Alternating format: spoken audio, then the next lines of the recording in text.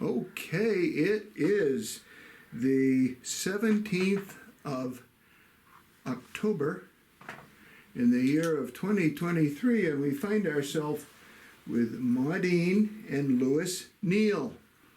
And we would like to talk to them about their life story and about Montpelier events. So let's just start right out with Maudean. Maudean, you told me on the phone, you said, I'm not a Montpelier girl, but you lived there a long time. So tell us about your early life. Before I came here, Yeah. I was born at Granite, Oklahoma. The granite center of the world, they say.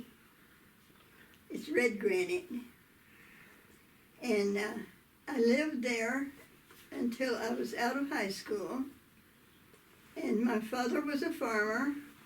We raised cotton and peanuts and vegetables and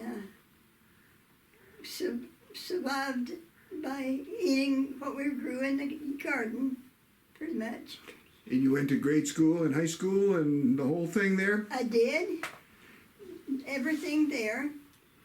And we rode a school bus. We lived 2 miles from the schoolhouse, but we rode a school bus to school. And we were the last ones on the bus going to school and the last ones off going home. So we had a lot of time on the way home to either fight or chum or whatever. And I'm going to ask you a personal question. What year were you born? I was born in 1934. And that makes you 89. I'll be 90 in February. There you go. And he's going to be 91 or 93. He was born in 1931, a long time ago. When I got out of high school, I was a valedictorian at the school that year. There were 8 of us. And I didn't want to spend the rest of my life in the cotton fields. And I had done a lot of it already, and I did not like it. So I went to Wichita Falls, Texas.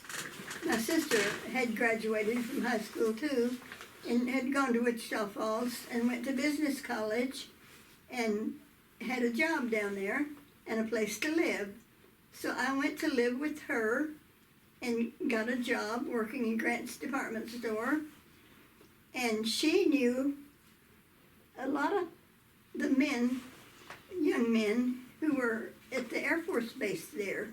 And Louis was one of them. And he and his friend, and I met him, and I liked him very much, and he apparently liked me. He married me, and we've been together 70 years. So, was that Shepherd Air Force Base? Yes, it was. I spent a little time there myself. So, Oh, you did? I did. What year? Oh, 66. Oh, yeah. Well, he was there in the 50s. Yeah. So Louis, that little girl sitting beside you there, she gave us a pretty good story. What's your story? Where were you born? I was born, I come in a booming year, 1931. That was the time they had the granite blow up on the Barry Montpelier Road. Were you born in Montpelier or Barry? Montpelier, Berlin. Berlin. Where in Berlin? Well, Berlin is up on the hill from on the ridge. We got the top ridge. Off the Barry Montpelier Road, yeah. Then, like near the. No, it go down. Berlin Corners where I went to school. Where did you go to high school? Montpelier High. Yeah, that's where Berlin went. Yeah. Yeah. And then you went in the service right out of high school? Yep. I just was turning six, 18, I think, and that's when they were taking certain ones if you go for the war. The Korean War was in. So I thought, well, I don't want to be in the Army, and I don't know much about Air Force, but then I said, well, how about the Navy? No, I get seasick, it's too easy. So got in the Air Force. What did you do in the Air Force? Well, I went into San Antonio first, and they were so loaded, I had the last tar paper shack to stay in, and they wanted to get rid of us as much, so they shipped us up to Wichita Falls, Shepherd Air Force Base, and we got up there, and they was trying to read out different jobs he was good at, and so they did that, and I didn't know what I was good at, and so I waited till the very last thing. This is permanent guarantee, KP. No, not necessarily. And I stepped in the next line. It was transportation. Because that went pretty good. So, ambulance driver. Wow. Wow. Had me just going on in the Jeep for a little bit. Then they give me a box, a real ancient type box. And Medical equipment? Medical equipment? yep, that was packed full. And it's no good, you couldn't get anybody in there. Is that what you did for most of your service, was ambulance driver? Yeah. And you never, that was Korean War time. Did you ever have to go overseas? No, I could volunteer, but I met her. I said, nope, we don't go. I had a friend from Michigan. We both seem to have the same life expectancy. And comes one weekend, here's everybody going to the bars and playing cards, and I asked him, now what would you like to do? He said, well, I'm Lutheran. I mean, he's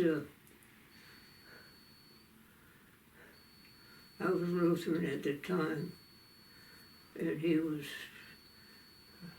a different one. So what he wanted to do was go to church. Yeah, well, it didn't make any difference. We says, okay, let's try them all. So he got his car down there, and we traveled around all over Wichita Falls and adjoining towns and so forth. And some of them was real interesting. They'd end up falling backwards and It wasn't good. Yeah, but So Maudean, when did you fall into the trap here? Did you meet him soon after when he's talking about, or was it later? He graduated in 1950, and he went into the service in December of that year. And I graduated in 1952, and I met him that summer. And how Pretty soon soon after I went there. how soon after you met did you get married? We met in June of 1952, and we married in April of 53. And how soon did you come back to Montpelier, Vermont? He was discharged in 54, December of 54. And what brought you back to Montpelier? Because it was his hometown? It was, yes. He had graduated from high school here. His parents lived here. And he tried pulling cotton one time and said, "This is not for me." So I said, "Well, I like Vermont." I came up here with him on that Christmas before we married on the bus. And I liked it very much. I had never been around snow very much. And I didn't mind the snow at all. I thought it was a lot of fun. So I didn't mind coming here at all. What was his first job when he came back? He worked at the bakery, Cross's Bakery, making dough. He worked there for 10 years. Then they left the town, and he worked for Kenneth Baird, a construction man, for 10 years. And they left town. Then he worked 10 years for the state of Vermont. I have to interrupt here. I have a co-conspirator by the name of Beverly Pembroke Hill, and she introduced herself to you guys when you came in, but the viewer will not know that to my left is sitting Beverly Pembroke Hill, who is a native Montpelierite and has served in many offices in the various government entities, and she is here to help and to ask any questions she wants. And she just looked at me. I could sense her looking at me when you said cross baking, and probably Beverly doesn't know that I knew. Did you know that? Yes. I knew Louis, and I remember Louis, and I have a picture of Louis, but I can't find it. But when I do, I'll put it on this film. I swear I do. I have a bunch of old color pictures that were taken in the bakery. And I remember him in 54 or so. You're saying he would have been there. We came here in December of 54. In 54, I was 10 years old. I have a picture of myself when I was a little kid standing in front of the same mixer that you used to make dough at. And I can remember you like I saw you yesterday.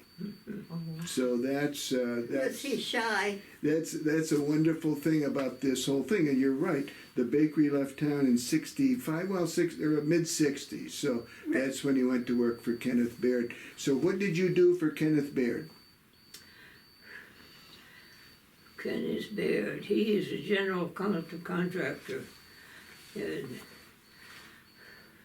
he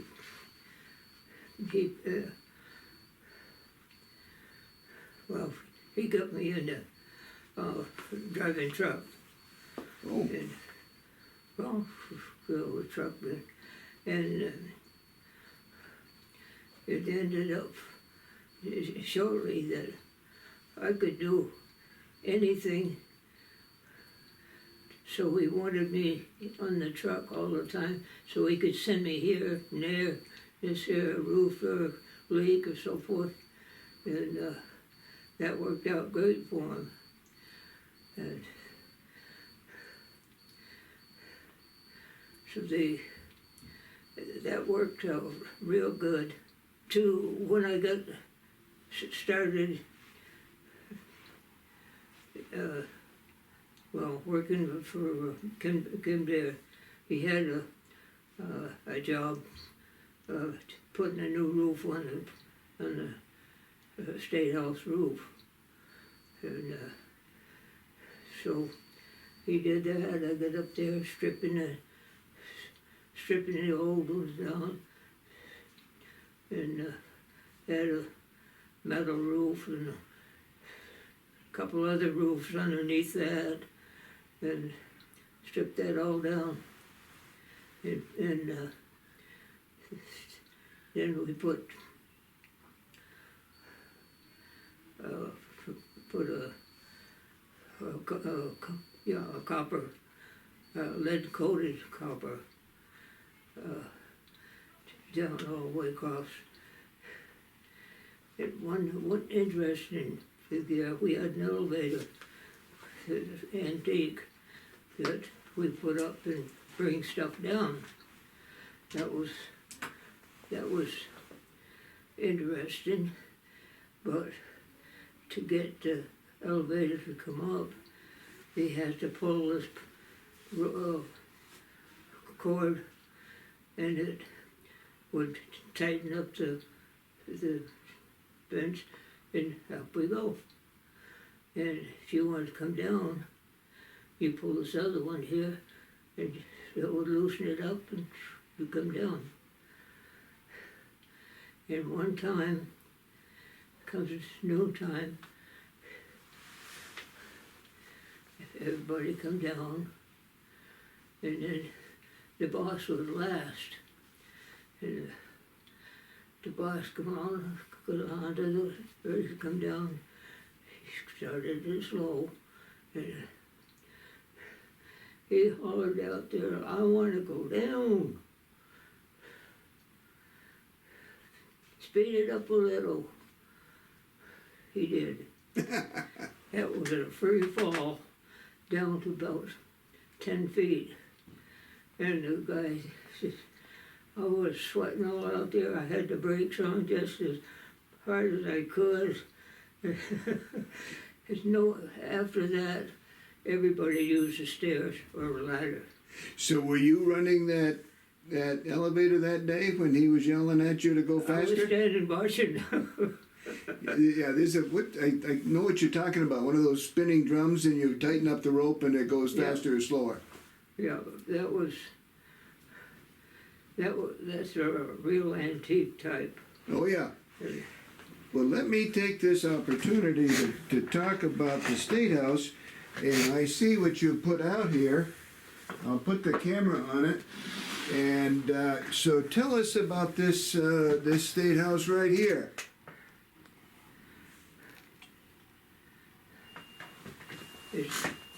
What about it?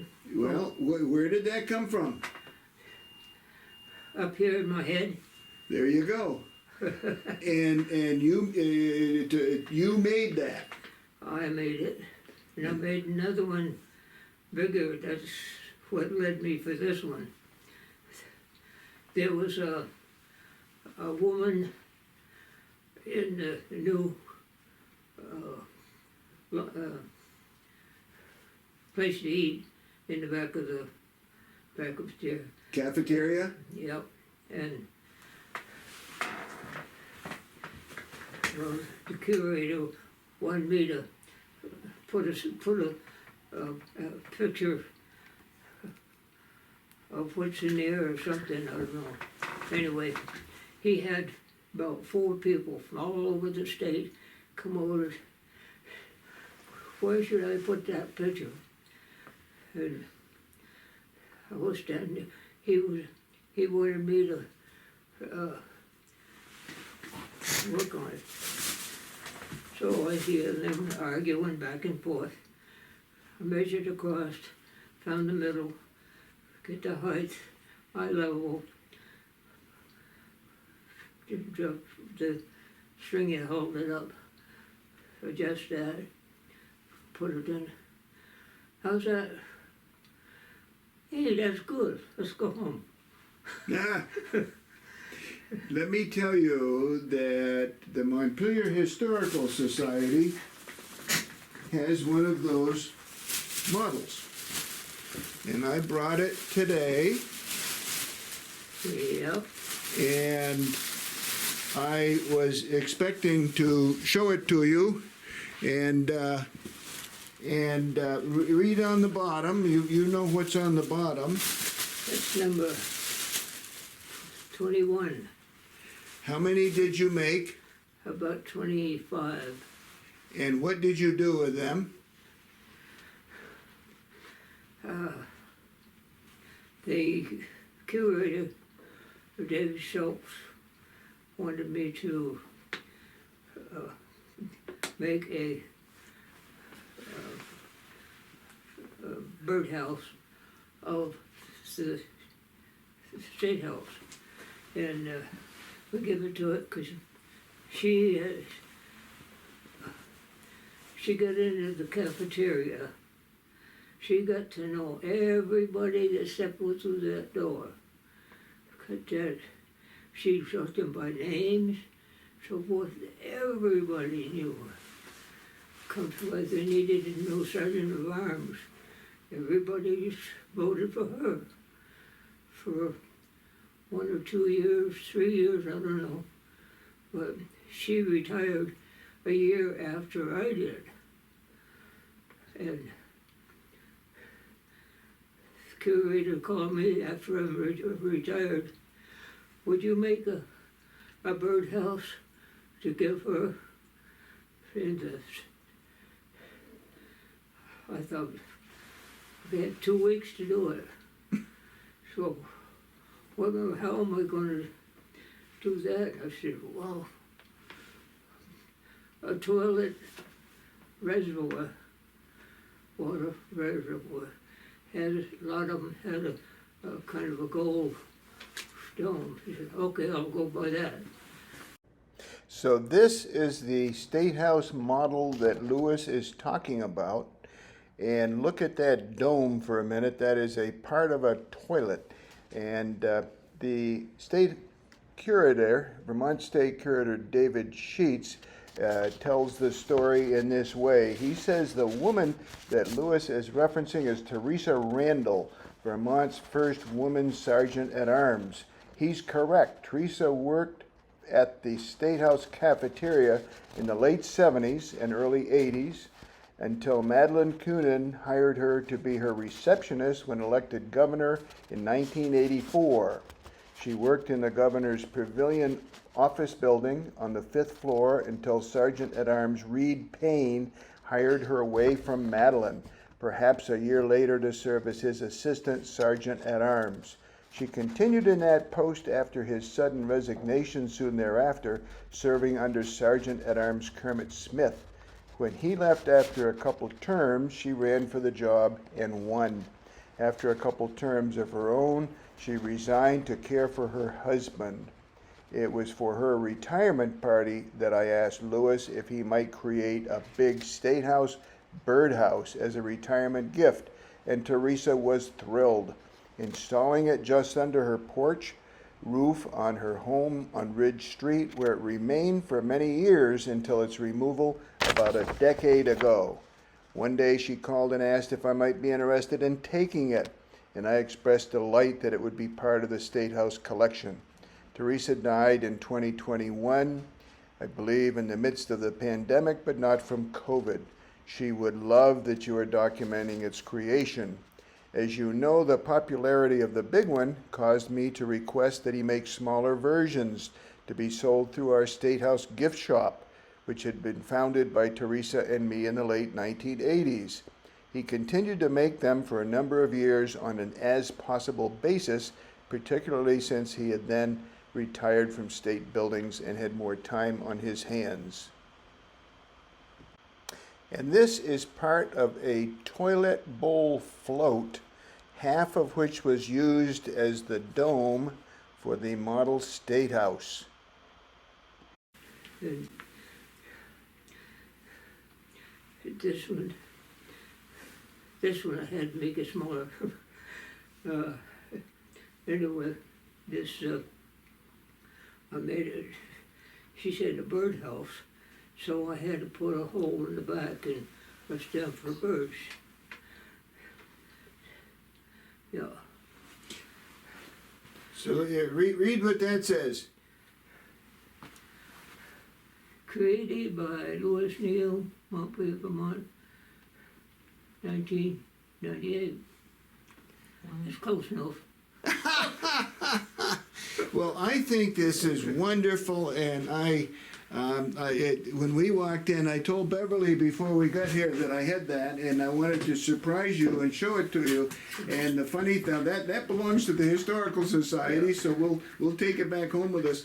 But the point being that we walked in this room, and there you go, right there, sitting waiting for us was one of those birdhouses. And now Maudean, I think, told me that they were sold also at the gift shop, at the State House gift shop.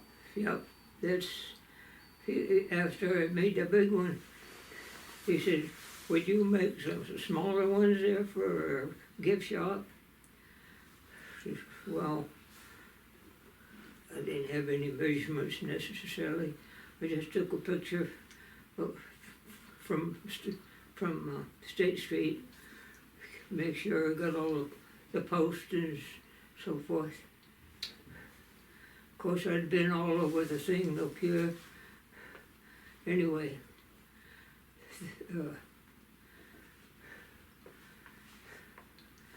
this was almost like a home.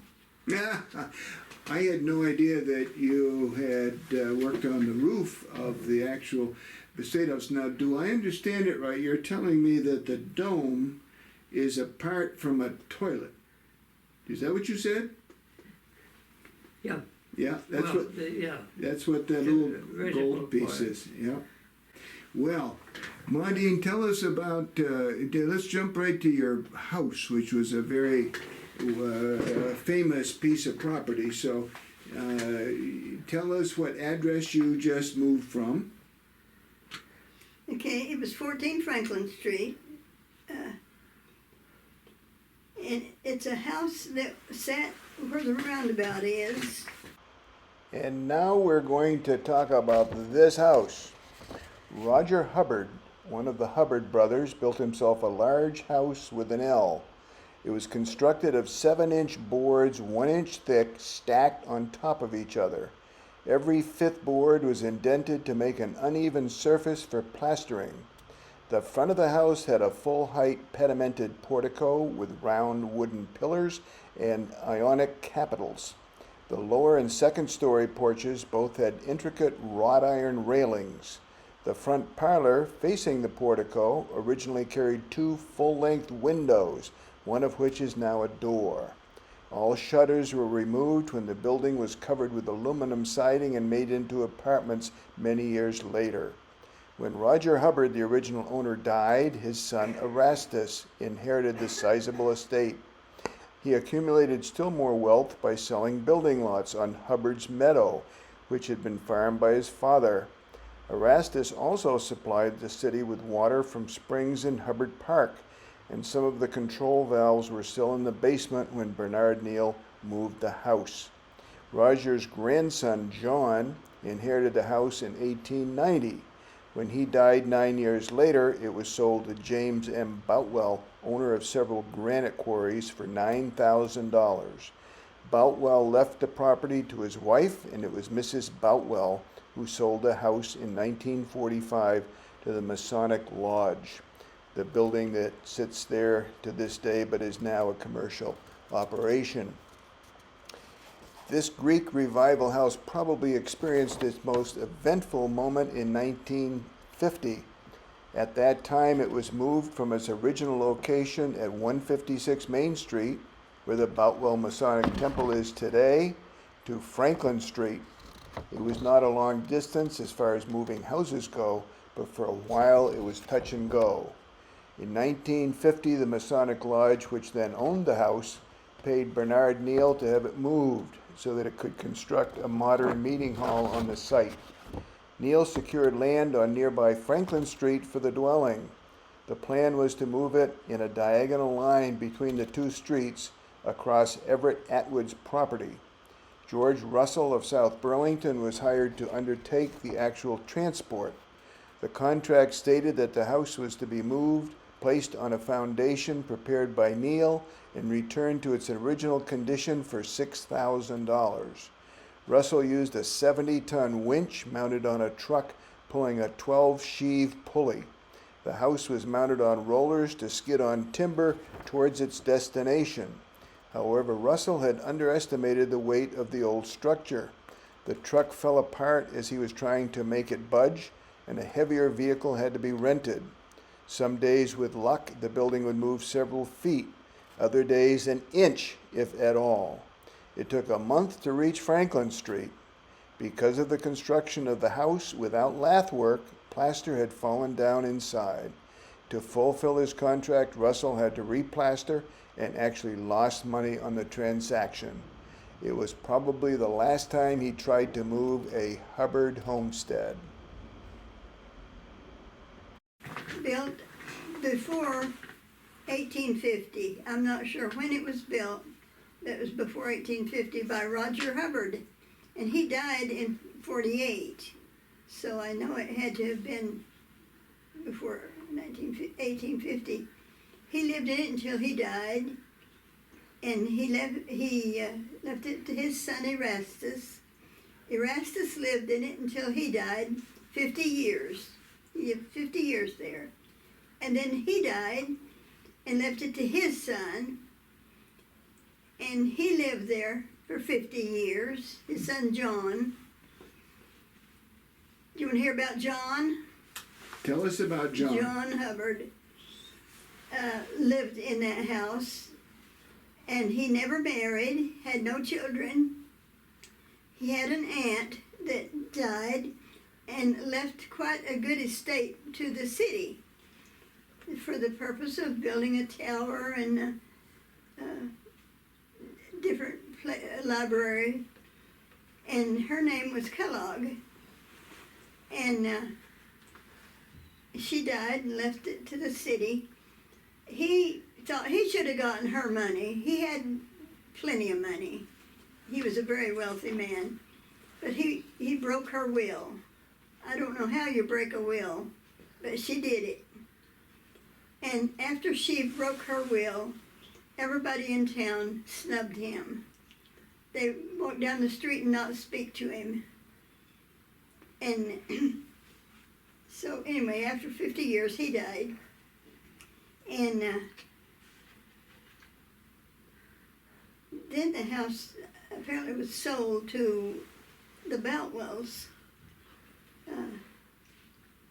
James Boutwell was the mayor of Montpelier, and they lived in it for 50 years. Then he died and left it to his wife, and she lived just a little while after that, and they together had arranged that it would be left to the Masons. And so the Masons inherited this house, and they didn't want this old beat-up house. They wanted a brick building. So they were going to pay someone to tear it down. Lewis's father was a Mason, and he said, well, I'll take care of it. He didn't tear it down, he moved it. In 1950, he and Lewis and other helpers moved that house. They bought a piece of land on Franklin Street between two other houses and prepared a foundation for the house and moved it over there, 1950. And he rented it, he made apartments in it, 5 apartments, rented them out, and that was in 50, and in 59, he was going to sell it. So we bought it from him in 1959, and we didn't live in it because we were renting it out for income. But we lived at 27 Franklin Street in a much older, not as nice a house. And I wanted a nice big house. So we finally bought a house at 26 Loomis Street and lived there for 37 years. And we decided we wanted to sell that because it was a lot of upkeep. And, well, where will we live? We'll have to build us a house somewhere. And I said, well, we're getting old. We need to be close to downtown. So we decided to check on our tenants and see if one of them would be willing to move. And we went to the woman in front downstairs and told her that we were selling our house and would need a place to live. And she said, well, I've been thinking of buying a condo. So she was ready to move already. So out she went, and then we went. And we stayed, that was 1994 when we moved over there. And we stayed there until now, 10 years, 94, 20 years. We stayed there 20 years. I liked it very much all the time. And I always liked the Loomis Street house when we lived in it, but when we decided to sell it, I was through with it. So now I'm through with this one now. And we have a buyer. So you live downstairs front, and when I was in 8th grade, there was a store there. Yes, Yeah. there was. And how long was there a store there? I guess when they died, it was closed. Now, I was a little confused when you said you bought it. Who did you buy it from? His father, His father, yeah. Bernard Neal, he was an electrician in town. Well, let me tell you, I am very excited about hearing this story because I knew most of it. I did not know that the Neal family is the one that moved the house. I knew you lived there, but I didn't know that Lewis and his father moved that house. That is really something. They did. That wasn't quite right there. Messier of Burlington did all of the Did the big work, huh? good work, yeah, But they did it under your ownership. yeah. Yeah. Well, I remember that because I was little, but I absolutely remember that house being moved. That's amazing. So not only was it moved, but it was turned around, right? Yeah, that's right. Should be. It had come in, and then moved. The owner of the land in between, he says, he's not going to run that across my land. Both Masons says, he's not going to hurt your land. Put some cribbing up there, iron beams, run through, pick up the beams, you won't even know it. Oh, really? Okay. That's wonderful. Maudean, I went to one of your programs at the senior center, and it was on the Underground Railroad? Ku Klux Klan. Ku Klux Klan. Okay, tell us about your interest in that subject and what it is, what kind of program you put together on that. Well, I've always been interested in family. I would talk to my mother when I was a teenager. I would talk to my mother about my ancestors. They lived in South Carolina and Georgia. They were real mysterious to me. And I would talk to her, well, what did they do? Well, one was a bootlegger. They were all bootleggers. And at least everybody was back then. If they had corn and needed to sell it, the easiest way to do it was to make some liquor and go sell that. So that's what a lot of them did. Anyway, so I would talk to her about that. So when I got older, I was still interested in the family history, and I eventually became a certified genealogist. And I like history. I'm very interested in history. And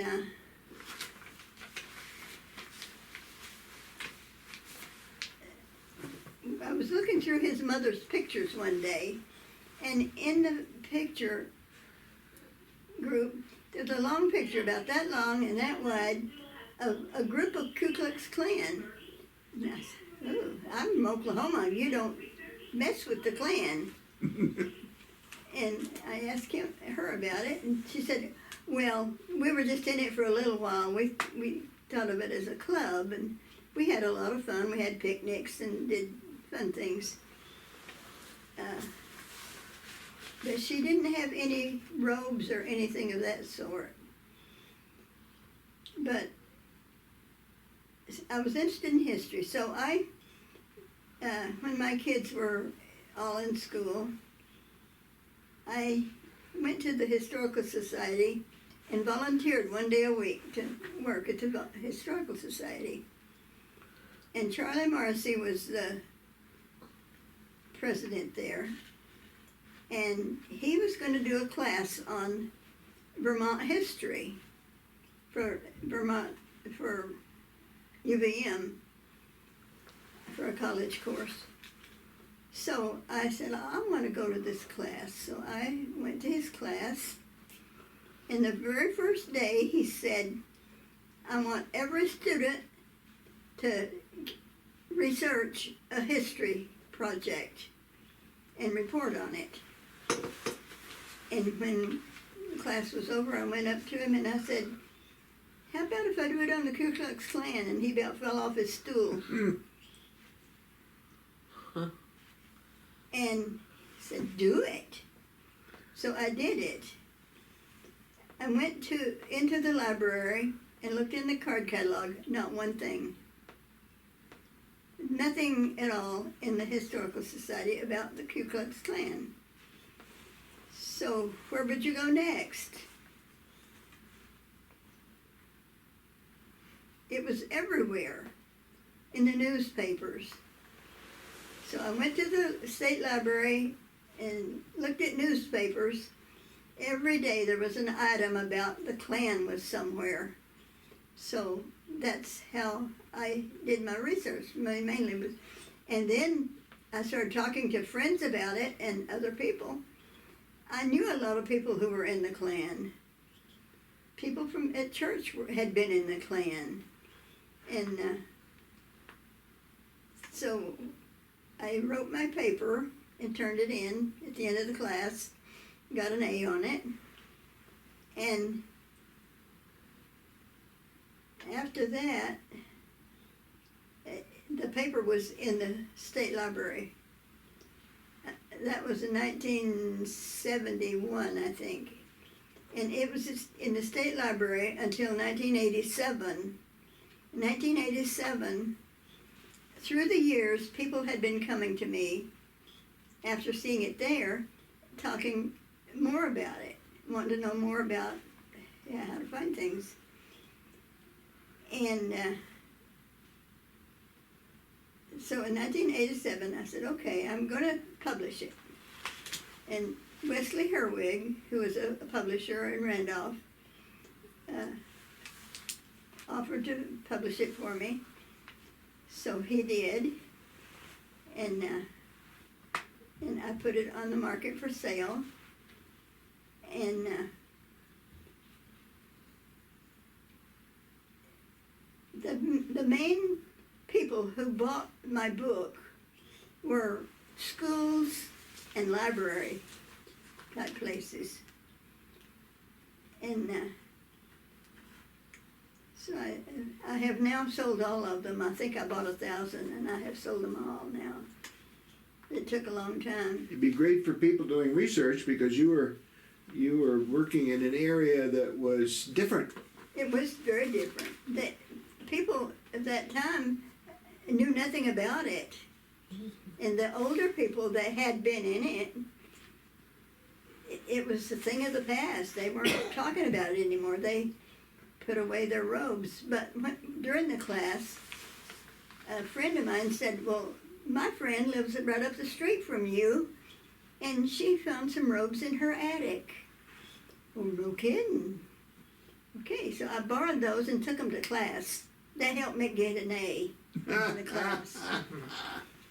I took them to the class. There was robes and there was a huge banner that said "Women of the Ku Klux Klan, Montpelier," in red satin on white. That is amazing. And where is that right now? At the Historical Society in Barry. Yeah. And where did you come across that? That was from the neighbor, or? That was at the neighbor's house. Oh my Lord! What a And I said to her, I said, "I'd like to have these things. Could you sell them to me?" She said, "I just don't know what they're worth." And that's all I heard about that. Next thing I heard was that she had put them in an auction. She didn't know how much to charge for them, so she put them in an auction, and they were gone. They were gone. Then how did you get them? Well, I never got those back. Okay. But others were turning up. Okay. A woman in Reigate or somewhere over that way gave me her grandfather's robe and a pocket knife that said KKK on it, and quite a few things. And I gave all of that to the Historical Society. But the banner, someone discovered that was in New Hampshire, in Charlestown, New Hampshire, in an antique store. And they wanted $1,000 for it. And nobody had $1,000 to put into that. And I don't know how it finally got out. I think the man died or something. But it did finally get to the Historical Society in Barry. That is an outstanding project that you did. That is just so special. Yeah. So special. Jumping around a little bit, you said Lewis worked at the bakery and then Baird, and where did he work after that? Did you mention it? He worked for Kenneth Baird after the bakery. And then the state. And there was nobody to manage Your it. father was Bernard, right? Bernard. Yeah, I remember that name growing up, hearing that, you know. When Bernard died, they didn't have anybody to manage the apartments, so they asked me to do it. I didn't want to do it, That's a lot of but guess what? I did it. You For did it. 10 years, I managed 27 apartments, but I started off by selling them one at a time. Yeah, But they were in terrible shape. there were a lot to take care of there. and Well, stay on he top of. had been sick for a long time, Yeah, and they were all rented to people who weren't paying and were not clean and had dogs and we had all kinds of sitting there. So the lane, was this near across from Dennis Lane's? well, as you go up Elm Street, just before you get to where Nellie and Joe's was and Joe Canales' market, there's a little footbridge that goes, Oh yeah. it used to, It used to be a driving bridge. right, yeah, and then they made it smaller, so it's just Was for this the kids house to just cross. before the bridge on the right? Well, one was on the right, and then you turned on, it was I'd call it Vine Street Extension. In other words, you went across, Vine was on one side of Elm, and then when you went across by their family's place, it was, Mechanic Street. yeah, so it went over the lane shops. But one of these houses you're talking about was on the right, just before the bridge on the river. And then one The back, last house on your right before the bridge, It was on Elm Street. right? Yeah, Right. 9 apartments. It wasn't the one No, around yeah. the corner. and then they owned the one it's around just the a corner. long building. Yeah, I'm trying to get at because I knew people that lived there years ago, but your father probably owned it many years ago. The Carr sisters, does that ring a bell? Not to me. Carr, Effie and Della Carr. No. Well, I remember back, and I was married in 1965. Where did you live? Our first apartment was on the 3rd floor of Bernie Roya's house, right across the street from that big apartment house. And we had friends, John LaRose, who ran the barber shop on Elm Street in more recent years. That was their first apartment, was in your, and at that time, I think he had redone it in 19, because we went there, it was very nice in Yeah, it six. will. Oh, Okay, where were we? When is your house supposed to close? We don't know. That's what I'm waiting to hear. Yeah. So how many apartments did you say you made into it? There are four 5-room apartments. I mean, big rooms. If you want to see them, if you're really serious about seeing them, they're on Heaney's website. realtor website. Yeah, I mean, look, because I had 2 schoolmates that lived there. David Drew. You Yeah. Remember that name? I remember. Yeah. And Jimmy Van Sant. I don't remember that one, but I know the Drews, the name. I Yeah, didn't know the yeah. name. And the Drews, there were 2 or 3 boys. And, yeah. So, Louis, you had something else to say about your state house. Yeah, there's a woman, colored woman, come in, and they had in the historic building there. They says, "What? You got all this stuff here that she has come up with?" And says, "That's not right." Said, "I'm going to the governor." She went to the governor. Governor says, "That's history."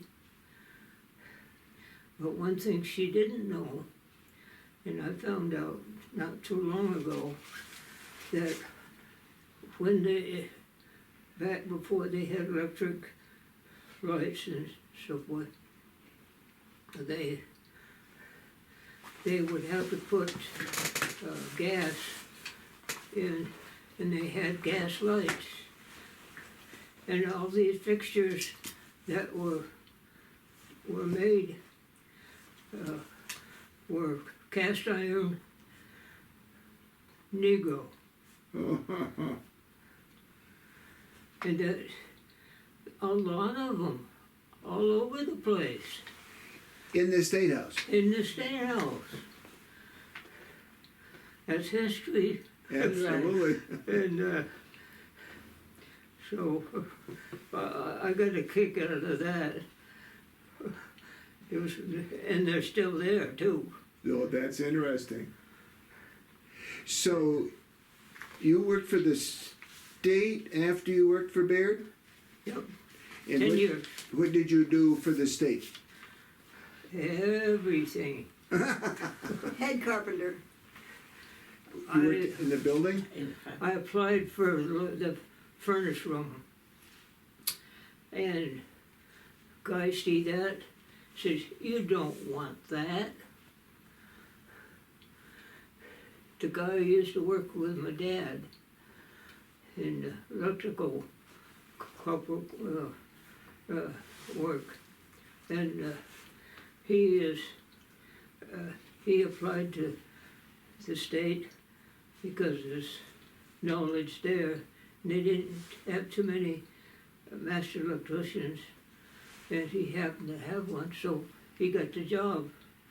But he knew that I worked with my dad, and he's got to be a good worker. If he, so I got the job. But for the first year, I got about 2 increases on my pay. But then was hanging the picture for him there. They knew I could do that. They give me the job of hanging almost every picture in the building. That's amazing. I was there the other day, and just, you look at pictures, if you're in the State House, you look huge. Do you have anything to do with hanging the Cedar Creek Yeah. mural, whatever you call it? That is the one down in front of the house. Cedar Creek is of the Battle of Cedar Creek. Oh, that one. Oh, yeah, there's one in, Stay close. where is it?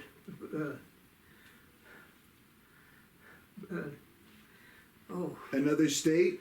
no, in St. Johnsbury. Oh, okay. You know, they've got ones similar, not quite as big, but same idea. So did you have anything to do with either hanging or moving or doing anything to do with that great big one? That, I was supposed to, and they said that'd take too many people, so they got a whole bunch, and I happened to be busy at the time. Okay, they got it down and shipped it away for somebody that, you know, updated it a little. Then it came back and they put it back up and did a little. But that's in the governor's office was interesting. There was protesters on this. They're gonna follow the governor right into his office and wait till he comes out. Ho, ho. So they stayed there. So 5 o'clock come, everybody leaving. Janitor come, what are you doing here? We're gonna wait till they, oh, he left a couple hours ago. There's a, between where that big picture is and his office, where he signed deals, there's a bathroom just for the governor, that he can go from his office into that, take a shower, change clothes, anything he wants, go into, right beside that big picture, goes out, go home. Ah, that's a great story. What governor was that, you remember? I don't. He retired in '98, so. Yeah, So did you know Clayton Buxton? Is that name? He was sergeant at arms back then, yeah. but you would have worked more with the construction people. I redid the office where the sergeant of arms is, all the cabinet work. Yeah, I know that office. They had a ladder that would go up with a pipe. You put it on that there, you would get to the cupboards way up in the ceiling. All around, move it around, it'll go. This is, we don't want that. Change that all around and put governor buildings like this here, pictures of that, of all the United States that they could get. And I set that all out for that. And in the process, that girl we were talking about, the sergeant of arms, Was that Teresa Randall? yep, Okay, she's good. she was good. Yeah, she was. She had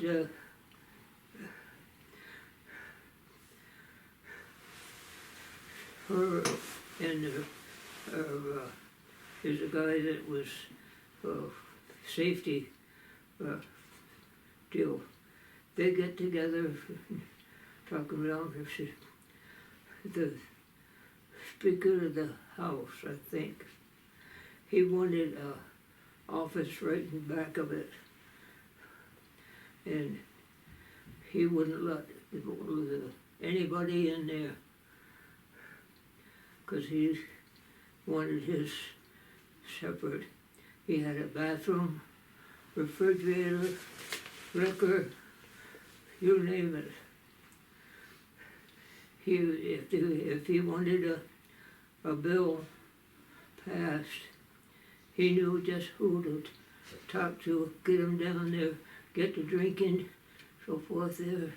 Said, oh, I'll vote for your bill and if you vote for mine. What kind of deal is that? But anyway, everybody kind of knew what was going on. So Teresa and they come to me and there's they got a picture of the guy, just his head. Got it enlarged, normal size. George Washington's right over the back of the house up there. Could you put that over his picture over George Washington? And he says, get up. Yeah. He stood on the monofilament line, and put it on the top of the picture and down on the bottom. And oh, it's pretty good. He touched that spring, that monofilament line. That's so hilarious. Who'd you say that was? Was it Ralph Wright from Bennington? It was. Yeah. Ralph Wright. You, this is good for this video. Let me tell you, you have a lot more to tell, and you should literally, seriously be writing a little book about it.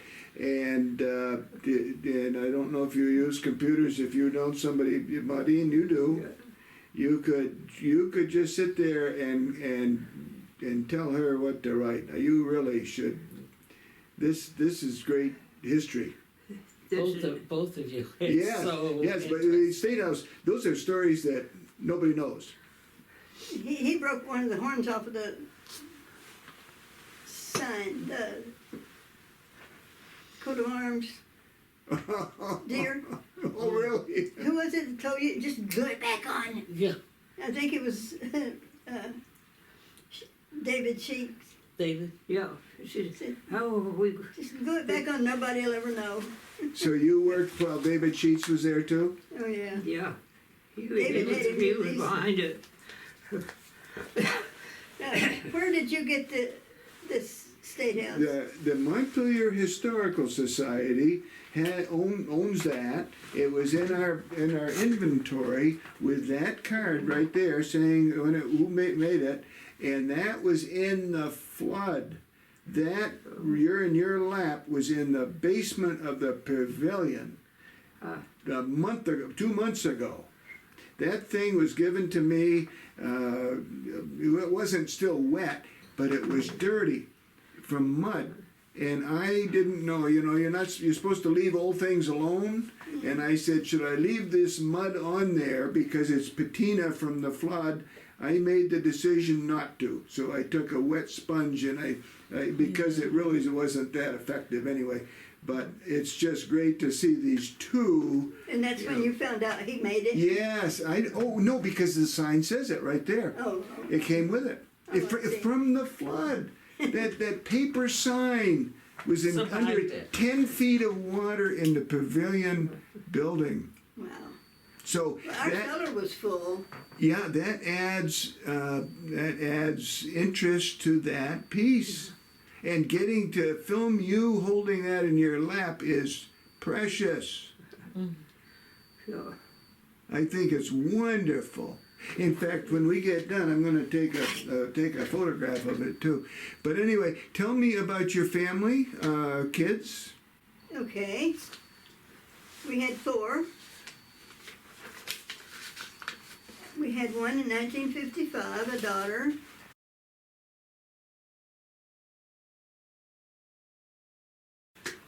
And we lived in an apartment at that time. And then we bought a little house on Franklin Street, at 27 Franklin. Moved over there, and we had 2 others there, a boy and a girl.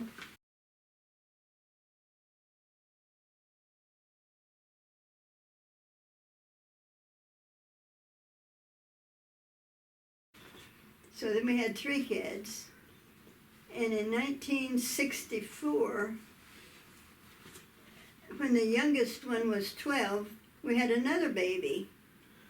And that was after I did my clan research. And that's one reason why I didn't get it published any sooner than I did, because we had that last baby. But the other kids were good helpers. They took good care of him with me. But we had that big house. Each of them had their own room. And They didn't have to go far to go to school. no, didn't. To high school, they had to walk down to high school, but to the grade school, they didn't. And the main street school was right there. So they all went to school. And our hobby for the family was to go hiking. We walked on the long trail a lot. We'd go up there and spend the night in a cabin on a long trail on Camel's Hump, mainly. One time we went up on Mount Hunger. There's no cabin there. We just spread blankets out on the ground, sleeping bags, slept out.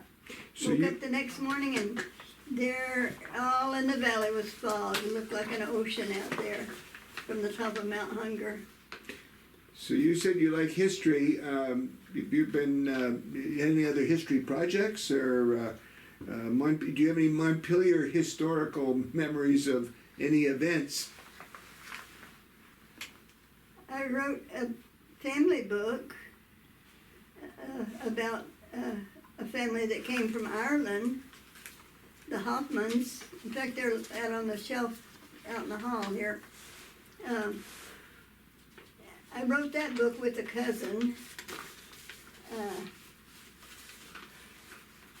And I did family reunions. I arranged for a family reunion of the Hoffmans in Facein. And I forgot what year that was, but it was a long time ago.